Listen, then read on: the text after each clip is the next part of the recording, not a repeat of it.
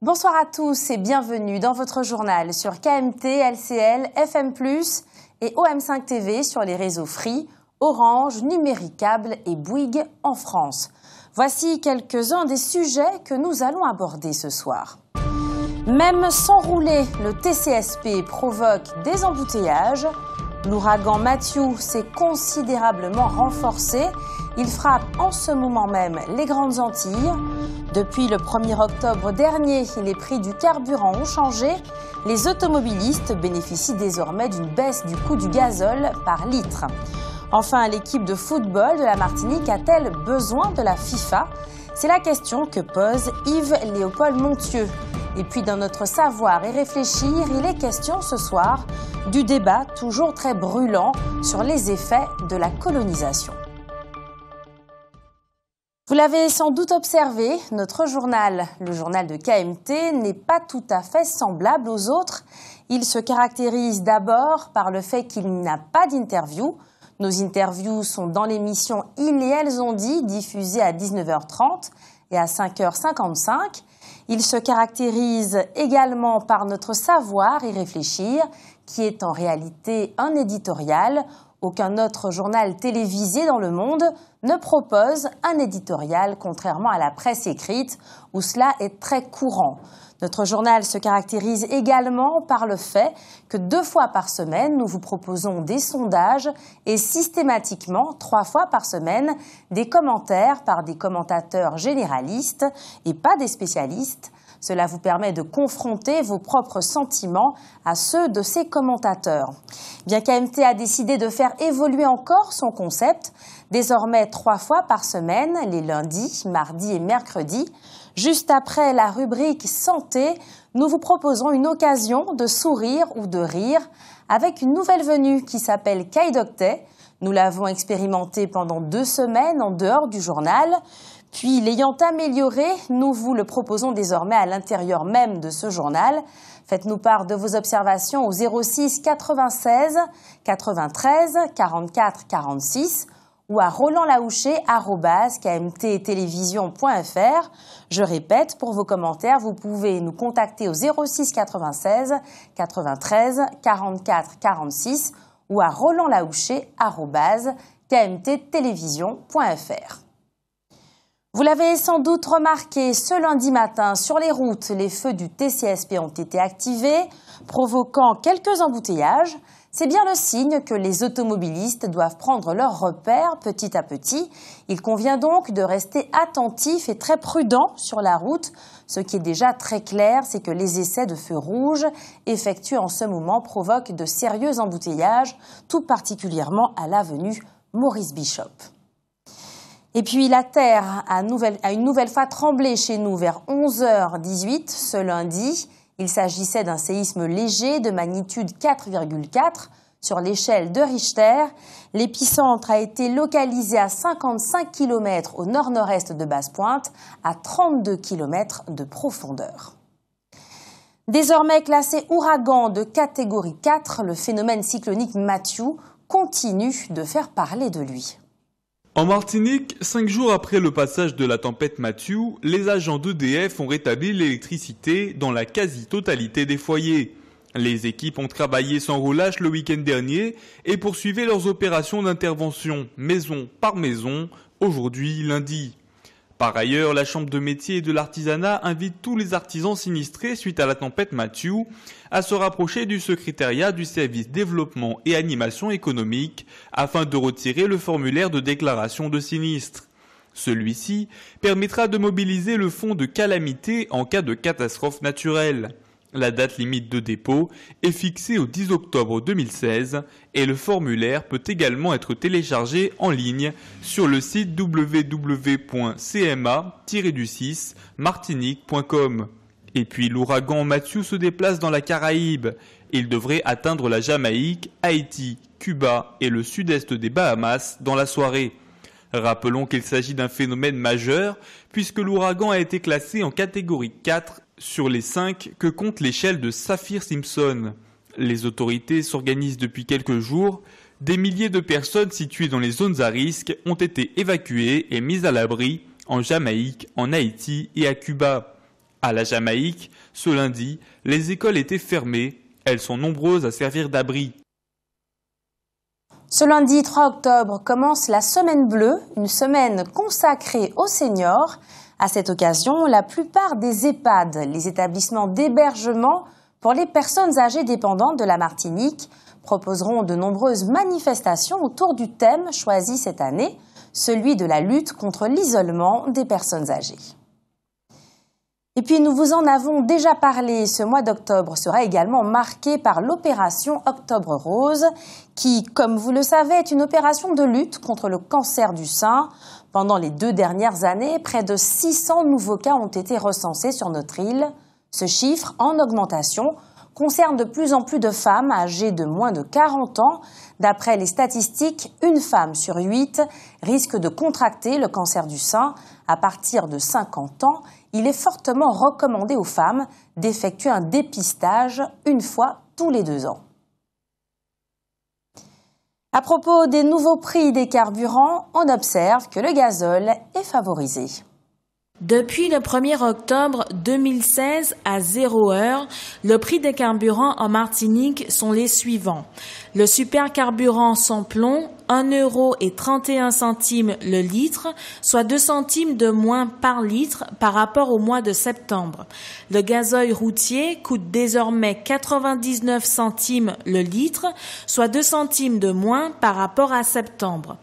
Pour la bouteille de gaz de pétrole liquéfié de 12,50 kg, le prix maximum est fixé à 20,01 €, soit une baisse de 9 centimes par rapport au mois de septembre.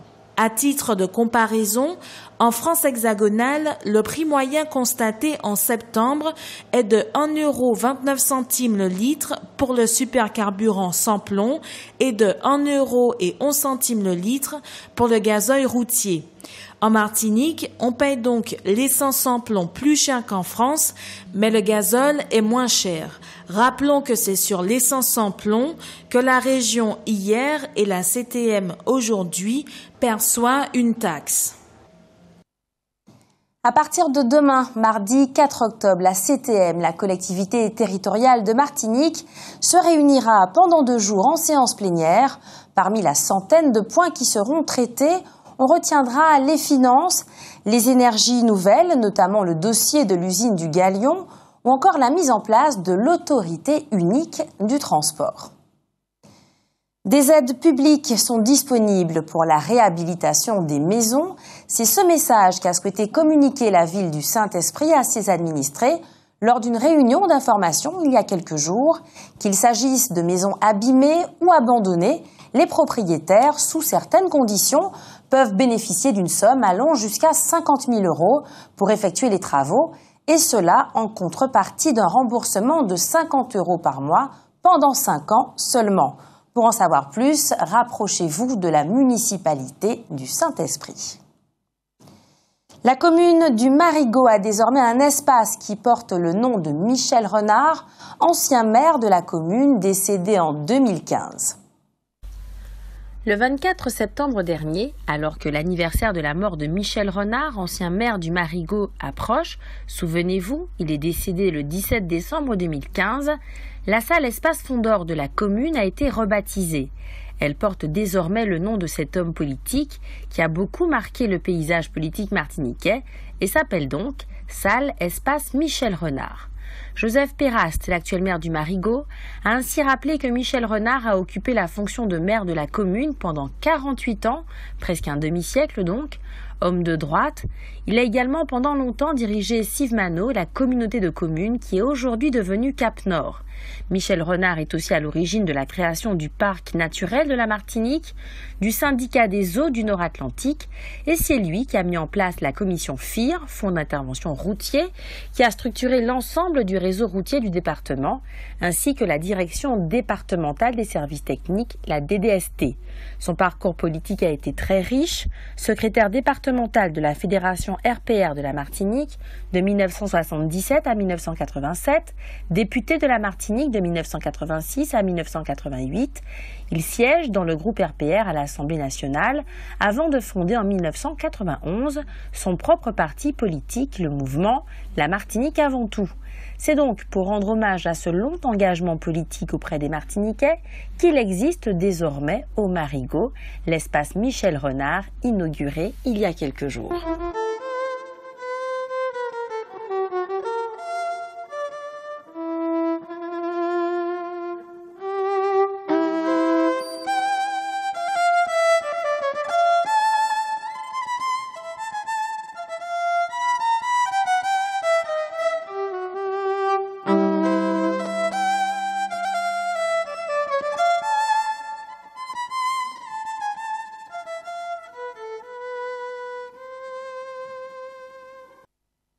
Serge Letchimy avait annoncé qu'il serait de nouveau sur le terrain. Être sur le terrain quand on est le président du parti, c'est bien entendu rendre visite aux cellules de base du parti, les balisiers en ce qui concerne le PPM. C'est ainsi qu'à la fin du mois de septembre, Serge Letchimy a rendu visite au balisier de Basse-Pointe qui lui a réservé un accueil très chaleureux. La préfecture vient de confirmer qu'une seule liste candidatera pour la présidence de la Chambre de commerce et de l'industrie de notre île. Elle sera menée par le président du MEDEF Martinique, Philippe Joc, qui succédera à Manuel Baudouin. Les élections auront lieu du 20 octobre au 2 novembre prochain. Le projet de loi de finances pour 2017 ayant été présenté mercredi dernier, la Fédération des entreprises des Outre-mer, la fameuse FEDOM, en parle longuement dans son bulletin hebdomadaire, citons-la. La FEDOM se félicite de l'inscription à l'article 12 du gel de la dégressivité sur les abattements sur l'IS, impôt sur les sociétés, sur la CVAE, la cotisation sur la valeur ajoutée des entreprises, et sur la taxe foncière dans les zones franches d'activité à compter du 1er janvier 2017. Le gouvernement envoie là un signal positif envers les entreprises ultramarines par une mesure forte sur la compétitivité. Pour autant, dit cependant la FEDOM, manquent dans ce budget les principales mesures portées par la FEDOM et à même de recréer un cercle vertueux de la croissance outre-mer. Et elle se demande si la lumière peut venir du Parlement où va se discuter à partir de mardi la loi sur l'égalité réelle qui, de 15 articles proposés par le gouvernement, est devenue une loi avec au moins 112 articles proposés par les parlementaires. Parmi les amendements proposés par les députés, on notera l'extension du bénéfice de l'aide fiscale pour les entreprises, finançant le logement intermédiaire, l'intégration du secteur BTP dans les secteurs prioritaires, l'ODEOM, ou la demande d'un rapport visant à la mise en œuvre de zones franches globales d'ici au 1er janvier 2019, en substitution des dispositifs actuels. Un chantier d'insertion d'une durée de 6 mois a démarré ce mois-ci à l'initiative de l'association Fibre, Insertion et Bambou pour le développement. Il s'agira pour les salariés d'apprendre les techniques de traitement du bambou et d'autres plantes à fibres comme le vétiver. La Martinique n'étant plus une région au sens administratif du terme, on se demande si elle pourra tout de même bénéficier du fonds d'action pour soutenir les actions économiques des régions. Le service de presse de la région Guadeloupe a signalé aux différentes rédactions que le président de la région Guadeloupe, Harry Chalus, restera très vigilant quant à la question du financement des nouvelles compétences économiques transférées des départements aux régions, notamment lors du projet de loi de finances 2017. Dans cette loi de finances sera notamment mis en place un fonds d'action pour soutenir les actions économiques des régions dans la limite de 450 millions d'euros. Normalement, la CTM, même si elle n'est pas une région à proprement parler, devrait pouvoir bénéficier de ce fonds d'action. Au-delà de la loi, dès l'an prochain, le gouvernement aura l'occasion de démontrer que, comme il l'a dit à plusieurs reprises, l'égalité réelle des régions ultra-périphériques avec l'Hexagone est une de ses priorités. Reste à savoir s'il va saisir cette opportunité. Le service de presse de la région Guadeloupe a fait parvenir à la presse un compte-rendu du Congrès des régions de France qui s'est tenu à Reims les mercredis 28 et jeudi 29 septembre. Tous les présidents des régions ultramarines étaient présents. S'étaient joints à eux le président de la collectivité territoriale de Martinique et celui de Guyane. La chose la plus importante qui a été actée au cours de ce congrès est le remplacement dès le 1er janvier 2018 des dotations de l'État aux régions par une partie de la TVA. Il s'agit d'un transfert au niveau national. Mais pour l'instant, on ne sait pas comment ces fonds seront répartis entre les régions. Il sera intéressant d'observer si à l'occasion de cette répartition est prise en compte pour de bon la volonté affichée du gouvernement de jouer la carte de l'égalité économique réelle des Outre-mer avec le reste de la France. En clair, il conviendra d'être attentif au fait que dans cette répartition de la TVA, nous devrions être avantagés par rapport aux autres régions de France. Le ministre de l'Intérieur, Bernard Cazeneuve, a quitté ce soir la Guadeloupe pour rejoindre la Guyane. Lors de cette visite, le ministre se penchera sur les problématiques majeures que rencontre ce territoire, autrement dit, l'immigration massive, l'orpaillage clandestin et la délinquance. Et dans le cadre d'une démarche de coproduction de sécurité, le président de la région Guadeloupe, Harry Chalus, et le ministre de l'Intérieur, Bernard Cazeneuve, ont signé un protocole ce samedi 1er octobre à la gendarmerie de Baie-Mahault. L'objectif de ce protocole est de faciliter le financement de dispositifs de vidéoprotection dans les communes par le biais d'un cofinancement État-région. Il s'agira notamment d'utiliser le Fonds interministériel de prévention de la délinquance, le FIPD. Ainsi, la région pourra être sollicitée par les communes et les communautés d'agglomération, soit pour une première installation, soit pour une extension d'un projet déjà existant. La vidéoprotection s'inscrit dans les plans locaux de prévention de la délinquance. Elle a vocation à renforcer la prévention et la sécurité dans des zones de sécurité prioritaires. Conformément aux dispositions de ce protocole, la collectivité régionale s'engage à examiner le cofinancement des projets présentés.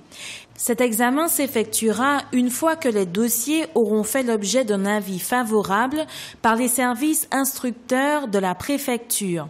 On ne croit pas qu'un protocole de cette sorte a été signé entre le ministre de l'Intérieur et la collectivité territoriale de Martinique. Outremernews.fr, site d'information actualisé 24 heures sur 24, 7 jours sur 7.